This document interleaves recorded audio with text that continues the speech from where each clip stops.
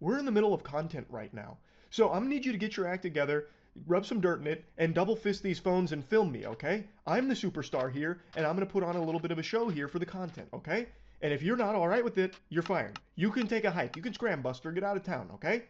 Like, if this is me, if I was Michael, that would show loud and clear Jack doesn't give a fuck about me. This little vermin is not a friend at all. He's a little content ghoul, a little goblin. I knew Jack Doherty was pathetic, but I had no idea he was this pitiful that this is considered content to him. Like, how can you possibly have so little shame? You just totaled your car with video evidence of you staring at your phone for most of your driving. And this car, like, fucking exploded like Humpty Dumpty here. The way, you'll see his car fully in a moment, it looks like when you drive backwards in a NASCAR game in the early 2000s. Like, he did a number on it, completely totaled it. It is a miracle that neither one of them are in a coffin right now. And instead of doing the sensible thing of stopping the stream and getting medical care to your friend who clearly needs it, he instead doubles down and wants even more footage of it, even though he looks like the biggest fucking idiot on the planet for this. An unlovable, unlikable, irredeemable loser. No! Oh my god!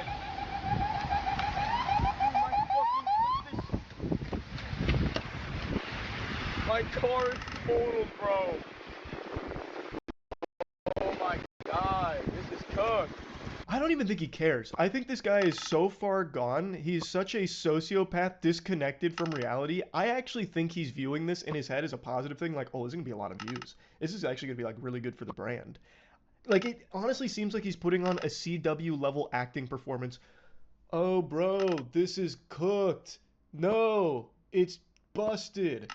Once again, not even really asking his friend if he's okay at all. He asked him one question asking if he was good, and that was it. Immediately handed him the phone to keep filming, and then asked him to film additional content as well with the other one. Like, this guy, I don't believe has a soul left in his fucking body. And also, I would argue that this McLaren was totaled even before this accident because that paint job is a crime. That looks atrocious. It's like your grandma's polka dot wallpaper from the 70s. I don't know what that's even supposed to be. It looks like it was taken to a paintball tournament and used as cover. Maybe it was. Maybe that was the whole thing. But either way, that McLaren was living a sad life looking like that. And honestly, it might be for the best that it was put out of its misery. Because Jesus Christ, that is an awful, awful paint job on that vehicle. Definitely worth mentioning that he got banned for this. Kick actually banned him. I don't know if it's a permanent ban or not, but as of right now, his account is gone. What's your name? My name is Jack. I was driving and then my tires just slipped and I lost control and then landed here.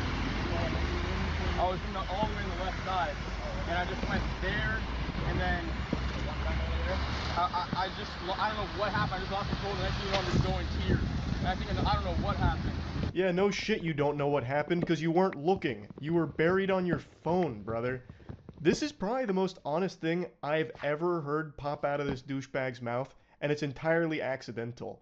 Like, he is being honest. He doesn't know what happened. He didn't have his eyes on the fucking road at all. Though I do think it would be very important information to share with this officer, the video footage. I think they'd really like to take a peek at that, Jack. You love to promote your streams and everything. Why not let the officer take a peek at what happened right before the accident? I'm sure that would be really interesting in helping them figure out how this mysterious crash could have possibly taken place. This whole time, he still hasn't really checked on his friend at all, who is still bleeding profusely.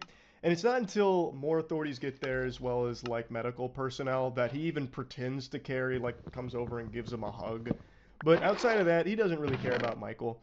And if that was me, I would 100% be suing Jack for that. He's made it clear as the fucking patches on my face where my beard doesn't grow that he does not care that I am injured and it's his fault. All he cares about is me filming him. So, fuck him. I would 100% be opening a case against Jack. There is video evidence of him texting and driving or reading chat while driving, just being distracted and causing this crash that has now injured me. So, I'd be coming for a little piece of that pie, because he is a piece of shit. I don't think Michael will do that, and I don't even know if it would be like a slam dunk case if he tried, but this would absolutely be where the friendship would stop.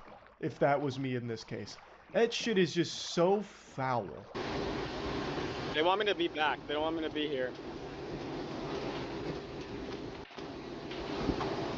For some reason that not even science can explain, Jack Doherty takes this as an opportunity to bust out the pepperonis here and get his shirt off.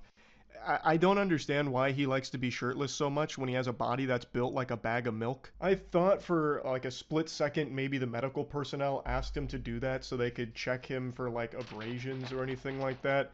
But I don't think they did, because he did that like in the middle of a conversation with the authorities. And he does get into like the back of an ambulance to get examined, but from what I can hear and what I can tell, they never asked him to take his shirt off. Plus, they probably would have done that in the ambulance as opposed to just on the road. But I don't know for sure. Most of the time, Jack Doherty does have his shirt off for some reason, and not even totaling his McLaren and splitting his friend's face open is enough to stop him from doing that. That shirt's coming off come hell or high water, it doesn't matter. And man, we are all we are all the worse off for it. Like, Jesus Christ. Overall, though, it is very lucky that everyone else on the road was safe from Jack Doherty's negligent wrath here behind the wheel of the McLaren. He didn't hit any other vehicles from what I can see, and it's also very lucky that neither him nor his friend died from this. So, all things considered, he got very lucky with this crash, because it could have been a lot worse. Maybe this will be a wake-up call for him. I doubt it. I don't think he has the capability of actually learning and growing and evolving, but we'll see. That's about it. See ya. This has been an incredible year for games. We've had some masterpieces drop this year, and also we've seen some of the most historic flops that I have no doubt will be talked about for decades to come. I'm talking about failures the likes of which I didn't even know were possible in the modern gaming industry. Concord is the obvious one that pops into everyone's noodle, because that is probably statistically the biggest catastrophe in the entire entertainment sector. Somehow the goober goblins at the top of the food chain at Sony convinced themselves, like delusionally brainwashed themselves into thinking that somehow Concord was a worthwhile investment, so they dumped hundreds of millions of clams into it, and it was doomed from the start. It was dead on arrival. It never even had a chance to breathe. It was smothered before it even left the womb. It'd be like pouring hundreds of millions of dollars into asbestos and fidget spinners and then wondering why it didn't work, why you didn't make money. Concord cost so much money, and it didn't even last as long as a mosquito. It had a shorter lifespan than a mosquito. If I farted right now, that smell would probably linger longer than Concord existed as a playable game before they took it off life support. But it wasn't even life support because it never had life. This is not a video about Concord. The point I was making is, we have seen some incredible games like Nine Souls, like Black Myth Wukong, like Space Marine 2, like Astrobot, and then we've seen some things that are absolutely going to go down in the fucking books, etched into the tablets of time as an embarrassment, a shame, a blight on the gaming industry, like Concord, and like Suicide Squad Kill the Justice League. That's what I actually want to talk about today. So many of you probably don't remember Suicide Squad. That came out earlier this year to a collective yawn and sigh from pretty much every gamer ever. Warner Bros. Reportedly lost $200 million on this flop, but unlike Sony with Concord, Warner Bros. Is still going with Suicide Squad. Season 3 just dropped to a whopping 300 players on release day. They were scratching at their neck, foaming at the mouth, waiting for Season 3 to drop so they could play as their favorite hero, Lawless. I don't know who this character is. It doesn't seem like it's a character many people were expecting, much like how Season 2 brought Mrs. Freeze, where most people were expecting it to be like a bigger character in the universe. And Season 3 has even less players than Season 2. And now, 2 days after it dropped, it's back down to like 100. It is struggling. It never really got off the ground running in any way, shape, or form. But they're not giving up on it. They're still giving it CPR on this cold corpse here. 300 players, and they're still putting resources behind this. They said $200 million in the shitter. We can do more. We can shovel more money into the fucking furnace here. So they keep putting content into it. And it got me thinking, what's more shameful? Concord only existing for 2 weeks before they realized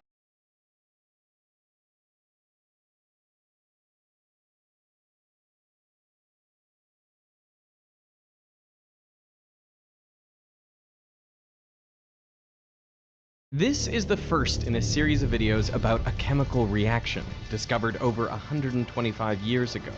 It releases a tremendous amount of heat, Oh no, the GoPro! liquefying metal. It is so hot. It is not an explosive, but it can cause explosions.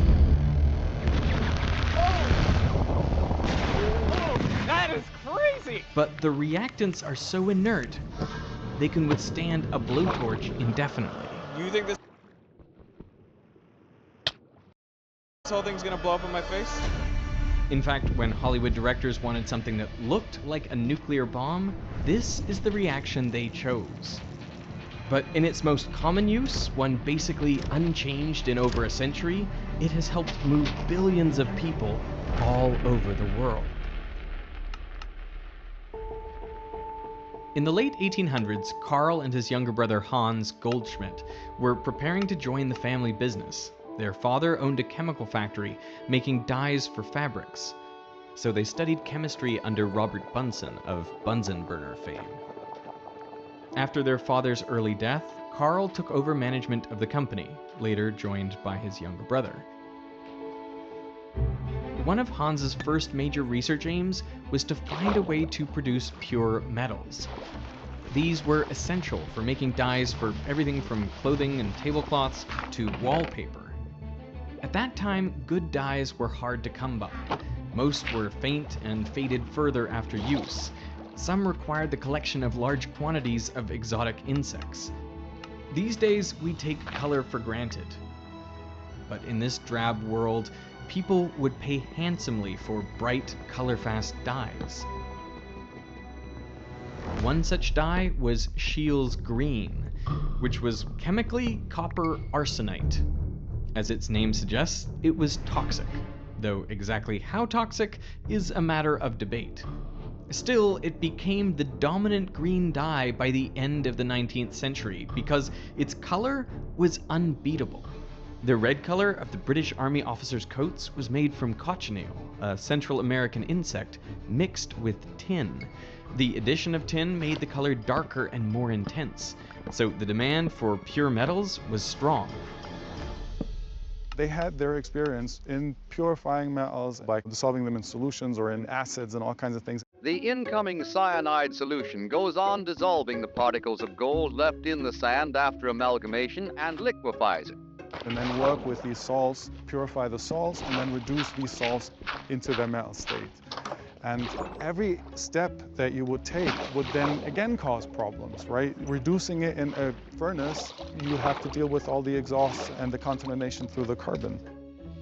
And metals are very difficult to separate from each other. They form a mixed crystal, right? So Like an alloy. Like an alloy, right. They all become, in a sense, one substance that has one melting point, which is why you have to kind of take some steps to separate them. So Hans came up with a novel idea. He would react a metal oxide, like chromium oxide, with aluminum metal. And his hope was that the oxygen would swap partners, forming aluminum oxide and pure chromium. This type of reaction is now known as an aluminothermic, or thermite, reaction. So I have come to visit Elektrothermit in Germany, a company that is a direct descendant of Goldschmidt's. I feel like they've set this up like a tour of Willy Wonka's chocolate factory, but instead it's a thermite factory. Here we are going to try to replicate Hans' first successful reaction. All experiments in this video were performed under the supervision of professionals, taking proper safety precautions. Originally, the first experiment was using chrome, but we're using copper, which is comparable. This is like 300 grams. Yeah, 300 grams of thermite. Pour it in. All right. We pour it into the crucible and ignite. All right. That's it? Yeah. Ah! Leave it. Whoa! That is like fireworks. Wow, that's impressive. Well, you bet he was surprised when he saw that.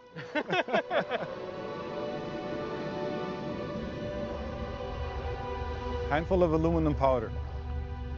and then you get this. As you can see, the reaction releases a lot of energy. The temperature of thermite reactions typically exceeds 2000 degrees Celsius, and it can be as much as 2500. That's because aluminum forms very strong bonds with oxygen. When those bonds form, they release a lot of energy, way more than is required to break the copper oxide bonds we started with. This energy melts all the products of the reaction and makes them glowing hot. It is hard to express just how bright they are. It feels like staring at the sun. If you see clips in this video where the highlights are overexposed, it's because it is so hard to judge how bright the reaction will be, and it's almost always brighter than you expect. So that dropping down the bottom there, is that liquid copper? That's liquid copper, and basically the solution that was being created. But if you get this hot mixture of pure metal and aluminum oxide, how do you separate the two materials to isolate the pure metal? We're trying to set up an experiment that no one has ever seen before, and it's actually going to allow us to see inside the crucible. We cut the crucible in half, and we're attaching two pieces of thermally resistant glass, each 4 millimeters thick, as a window into the reaction. People said this would be impossible, that you wouldn't be able to see anything, or that the glass would just break. We've never done this on camera and really seen it this way and this clearly. And I think it's going to be fascinating to then start to analyze and make sense of this. Now, this glass has been specially treated, so it shouldn't shatter immediately when it comes into contact with molten metal. Wow, that is hot. That is really hot. But the melting temperature of silica is around 1700 degrees Celsius, which is definitely lower than the temperature of the reaction. So the glass certainly will melt. The hope is it melts slowly enough to contain the reaction. The glass will melt, and at the end we have just a very thin layer of the glass at the end. So you will ignite it. It's up to you to place the igniter. I think someone else should ignite it. I think someone else should ignite it. Why? Because I don't trust myself. We saw how incapable I was of igniting yesterday. That's it? Ah! Leave it. For this reaction, we'll be using iron thermite, so a combination of iron oxide and aluminum metal. Okay, it's good. Let's do this.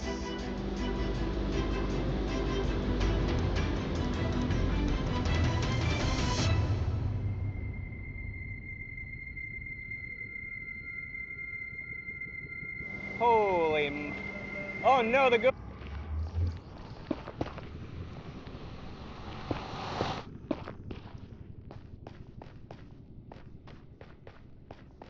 GoPro.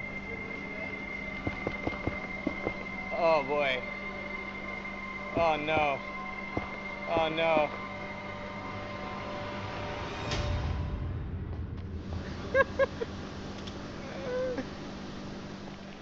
That's the end of the GoPro. The reaction starts at the igniter and expands outwards in all directions.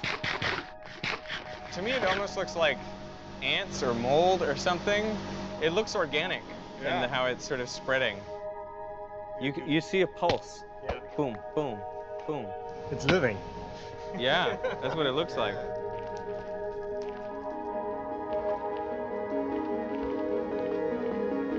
Why is there pulsing? I don't know. Okay. We try to understand. Huh? We never knew that it did that. We do this for 100 years, and suddenly you find out, every portion that gets ignited does that. Do you think that's gas escaping up, and that's almost what causes the pulsing? Like some gas heats up, and then it shoots up, and then it makes space for the next one? Yeah. That's what you seem to see over here. Yeah. Wow, that is hot. That is really hot. I wanted to get a closer look, so I asked them to put some thermite on top of glass, and then I would shoot from below using this probe lens. I'm ready. Okay, we're rolling.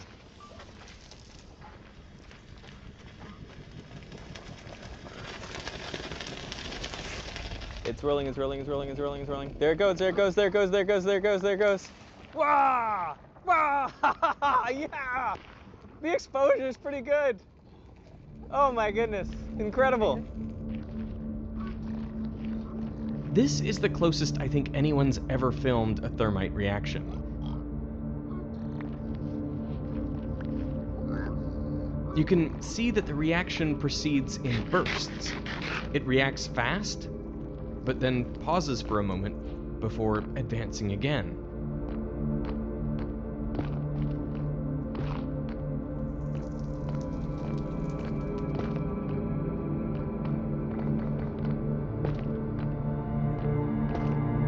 Can I take it? Sure.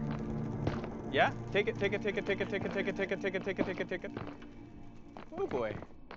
I have two ideas about why this might be.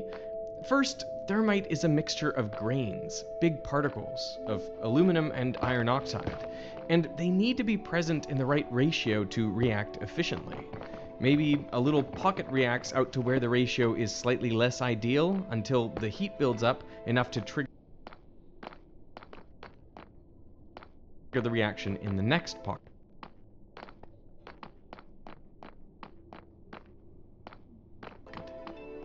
My second idea is that in between the grains there is air. The reaction heats the air, which expands, increasing the pressure between the grains and possibly pushing some of the unreacted material away from the reaction front. So once that air escapes, the next patch can ignite.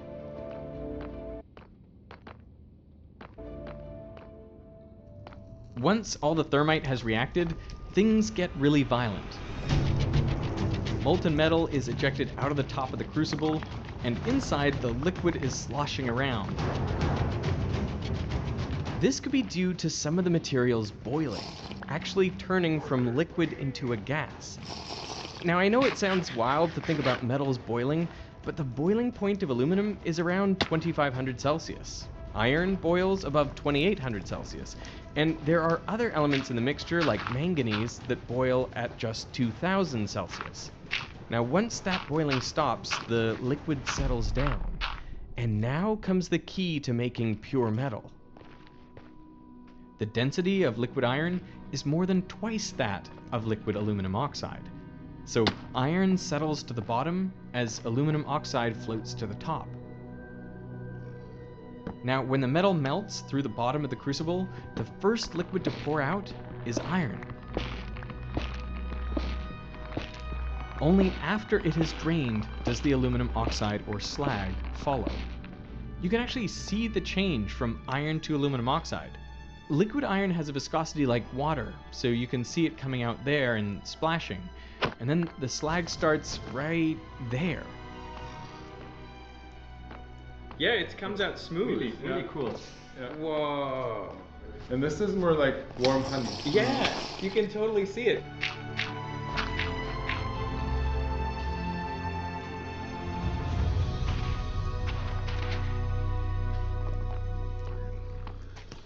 Wow. It definitely gives you a sense of being right there, and you can see the flames coming off the front. And it still records. Look at the bubbles on the glass. You see those bubbles? And the beautiful shot of the iron pouring out. I mean, this is impressive work for a camera that's on fire. We're gonna put a cobblestone, normal street paver. Inside here it's made of limestone. We'll pour the thermite on top and then ignite it. And then we'll see that the cobblestone is less dense than that solution. It's gonna come up to the surface. Whoa. Okay.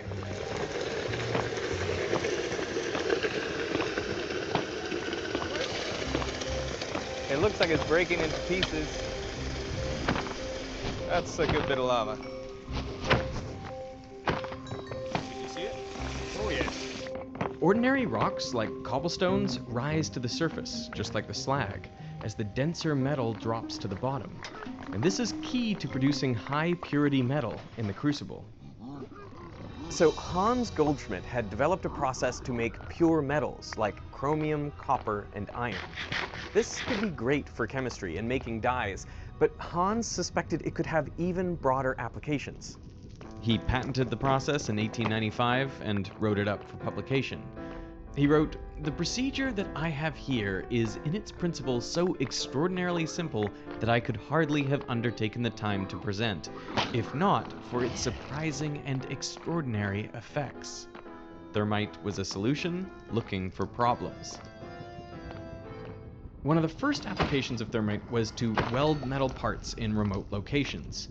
Wherever you need a very, very strong, very reliable weld in kind of a remote area where you don't have the luxury of bringing, tons of equipment and tons of welding gear, that is useful for thermite. Some of the first customers were, in fact, shipping companies.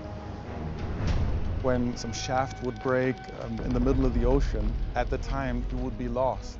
And now having thermite to be able to at least fix that in some way that would get you home was actually very useful. It was being able to fix something or to fix cracks in engine blocks and to be super mobile with it. Because, like we said, it takes two guys in a bucket. Of course, in this case, the iron thermite would actually not produce pure iron, but rather steel. This was done by including carbon and other alloying elements in the thermite powder. Nobody needs pure iron. Pure iron is actually useless. It's very soft, it corrodes immediately, even in dry air, and nobody will want that, right? You need iron with some carbon. Exactly right. You need iron with some carbon. That makes it a steel. So the majority of thermite produced today is steel thermite. You have this steel mill that you can, move wherever you want it to have. After the end of the Cold War, we would use thermite basically to destroy, say, gun barrels from tanks.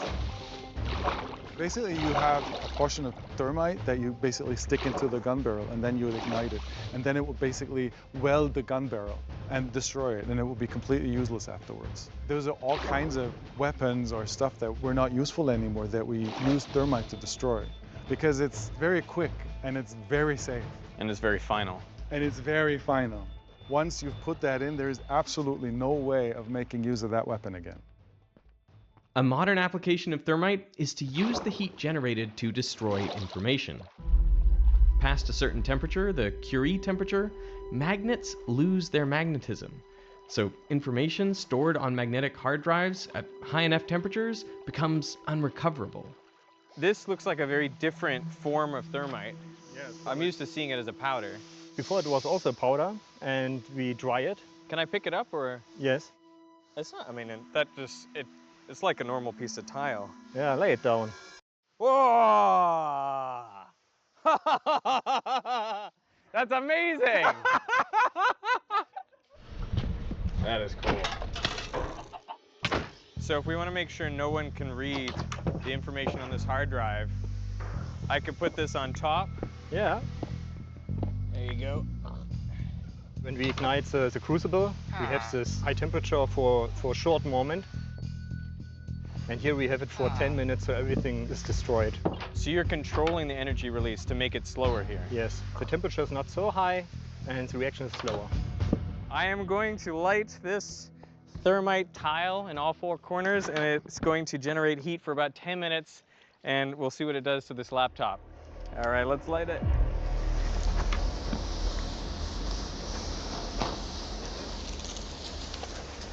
Ooh, I like this. See how it's oozing? Whoa. It's a totally different effect.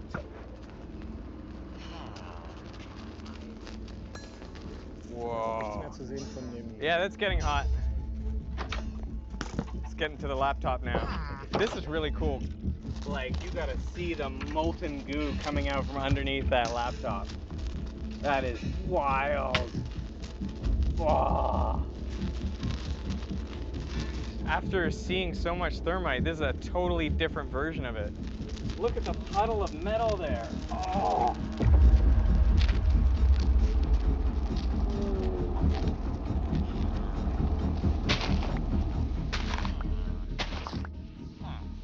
Yeah, nobody's getting any data off that laptop.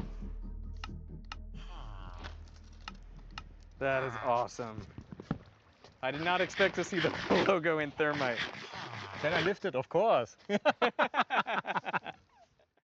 I've never destroyed data like this before, but every time I get a spam call, I wish I could just magically make the records of my phone number disappear. Fortunately, today's sponsor, Incogni, can help. Now, I used to get several spam calls a day, which frustrated me so much that I contemplated making a video where I would just mess with these spam callers to get a small amount of revenge. But ever since I started using Incogni back in April, I no